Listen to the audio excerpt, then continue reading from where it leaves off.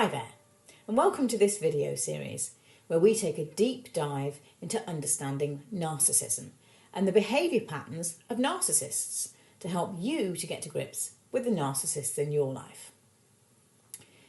Now, in case we haven't met before, my name is Dr. Supriya McKenna, and the reason I'm making these videos is to raise awareness of narcissistic personality disorder. Because narcissists so often fly under the radar, especially if you don't know what you're looking for. And the reason why it's so important that they don't go unnoticed is the profoundly negative impact they can have, not just on an individual's life, so on your life or my life or your best friend's life, but also on the whole of society. Bear in mind here that many intelligent narcissists get right to the top of the tree and can cause huge problems for those below them. Narcissists start wars. They commit genocide. They denounce others' religions. They control cults. But of course, they don't all do these things. So the narcissist in your life might be your mother or your boss or your undermining co-worker. Perhaps they're your life partner or your brother, or even that on the surface self-effacing friend of yours, the one who leaves you feeling drained and depressed. You know the one. As we've already established, they may well occupy positions of great power. They might be president of your sports club or even of your country. They might be your vicar or your teacher or your neighbour. They may even be your grown-up child. They might be someone you love, someone you respect, someone you admire, maybe even someone you voted for. Now, you might be the sort of person who is narcissist-proof, as I like to say. You might be the type who has an invisible force field that narcissists just kind of bounce off and can't get through. But the chances are actually that because you're watching this video, you're not quite that lucky. I think if you want to become empowered to make healthy choices, first you have to A, become aware of what it is that you're experiencing, and B, understand it. And only then can you really choose how to deal with the narcissists in your life. So let's get stuck into this video, where I'm going to explain to you what it is that drives narcissists to behave in the ways that they do. Because actually, everything comes back to this. Once you really understand this, you start to understand that you actually have a lot more power in these relationships than perhaps you previously realised. So here it is. Everything a narcissist does, and I do mean everything, is so that they can obtain their fix of narcissistic supply. Let me explain. It's all about needing to feel special. And note the word needing there.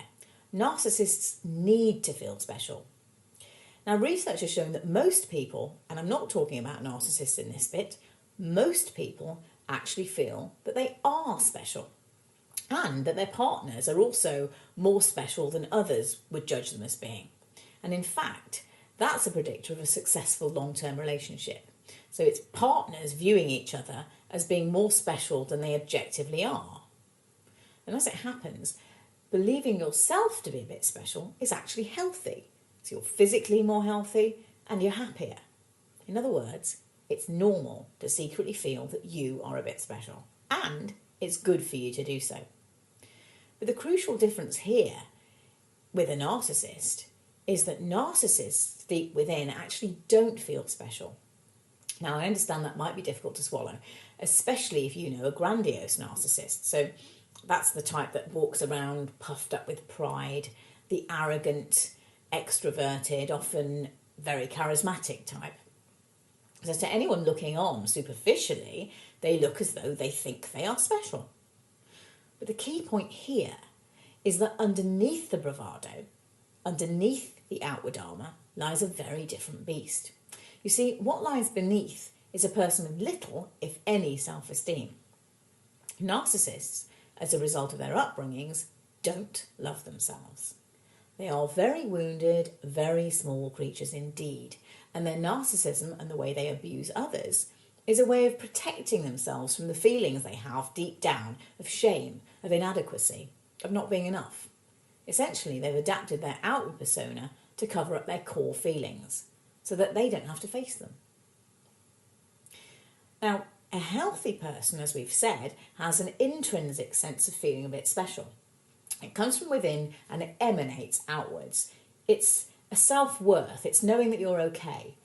It's knowing that you have a right to be here, even if not everybody likes you. But a narcissist's false sense of specialness comes entirely from outside of themselves, from other people. So narcissists need to be constantly fed narcissistic supply from other people in order to keep their artificial sense of specialness, in order to keep their outward image and their protective armour gleaming and whole. So they need to project an image of superiority, of being special in some way, so that they don't have to face or feel their true feelings of inferiority. And everything they do is geared to getting this narcissistic supply. Everything they do is geared to getting this narcissistic supply. It's their oxygen. Without it, their whole world, that false self that they've constructed for everyone to see, will crumble. And their entire sense of self will crumble with it. And that feels like an existential crisis for a narcissist. It's not a nice feeling to have, and they'll do anything to avoid it.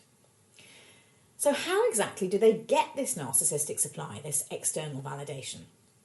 Well, the best way is through adoration and admiration from others.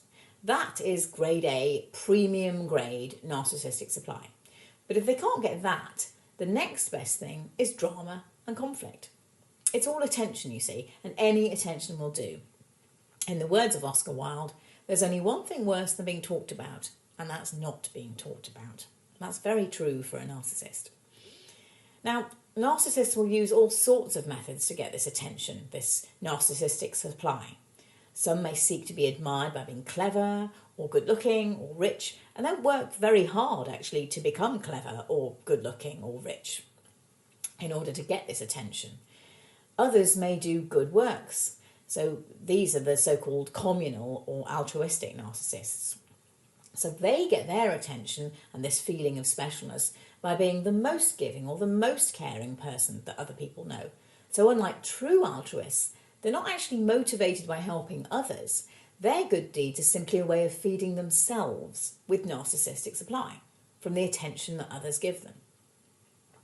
Now, another type of narcissist, the so-called closet narcissist, is a different beast again. They still need to feel special, but they get their supply and their sense of specialness by associating with people who they think are special so that they can bask in their reflected glory. So it's a little bit complicated, this one. So they don't actually openly hog the attention for themselves. They get their supply from having the attention of the person they think is special, as well as how impressed other people are that they're close to this special person. And the final type of narcissist is called the devaluing narcissist. And they get their fix of narcissistic supply by putting others down. Now this makes them feel superior in comparison. And it keeps the person that they've criticised and minimised firmly in their cage, as it were.